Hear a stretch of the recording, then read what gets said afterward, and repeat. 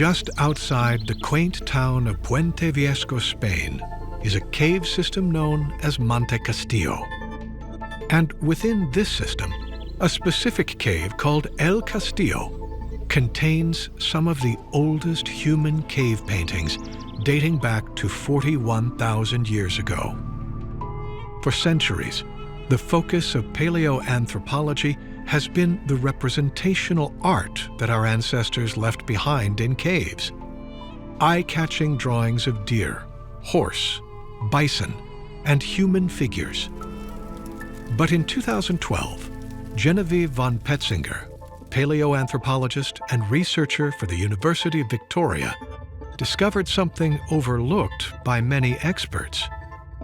She analyzed ancient art from over 370 ancient caves all over the world and discovered that since antiquity, humans have been using the same 32 symbols, geometric signs that form some kind of alphabet. Von Petzinger suggests that the 32 signs do seem to have communicative properties, and we can possibly trace the origins of our first writing system back to these ancient symbols.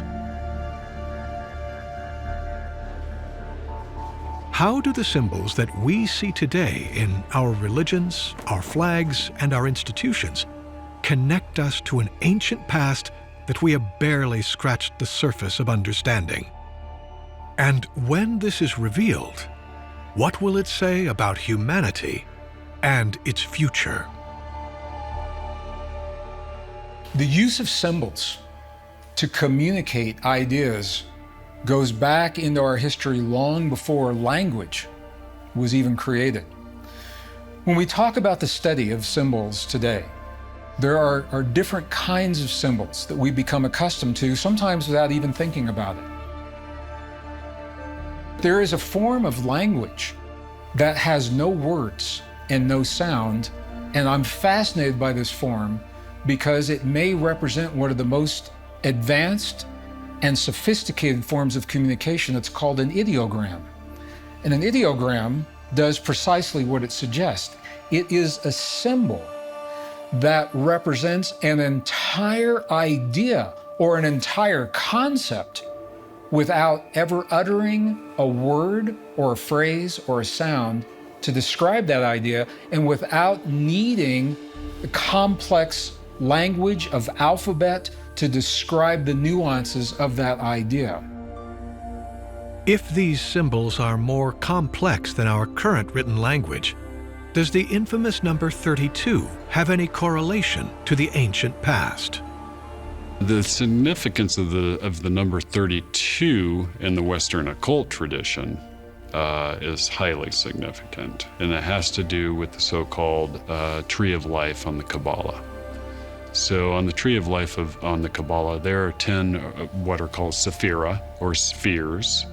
Each one of these spheres is supposed to depict a different aspect of being. They also seem to depict other dimensions. And there are 22 paths that lead from Sephira to Sephira.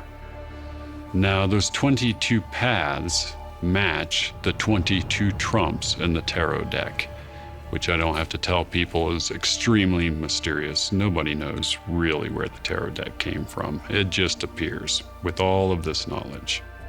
Now, each one of the 22 trumps in the tarot is equated to one of the 22 letters of the Hebrew alphabet.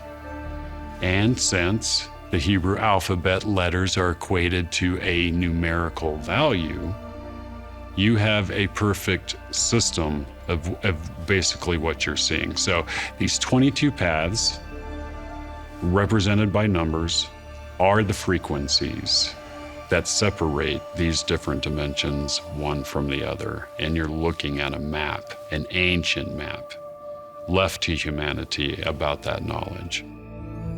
Could this ancient map of 32 correlate with the 32 ancient symbols used around the world almost 40,000 years ago? Where could this map be leading us? One thing is for sure, that some of these ancient symbols seem to be burned into our subconscious. So we have to ask, how is it possible that these symbols stay around for thousands upon thousands of years? Why does culture after culture adopt these symbols? There must be an inherent meaning.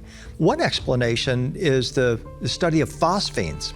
When NASA astronauts first went into outer space, they would look towards the center of the galaxy and cosmic rays would ping off the retina of their eye, and they started seeing various symbols. Crosses, hash marks, spirals, and it led to NASA having to redesign the astronauts' helmets so that it would deflect the cosmic rays.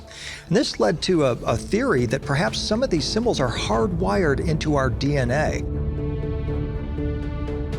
Whether this be the cross on a Christian church or the crescent upon an Islamic mosque, all of these symbols are there to instill a certain emotional reaction, one that will trigger deep within us a connection with the sacred, with the divine, with the otherworldly.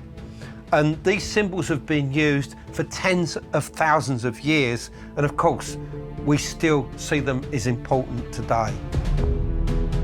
If we take these ancient 32 symbols and we look through antiquity, we can see how they have been formed into much more concrete images.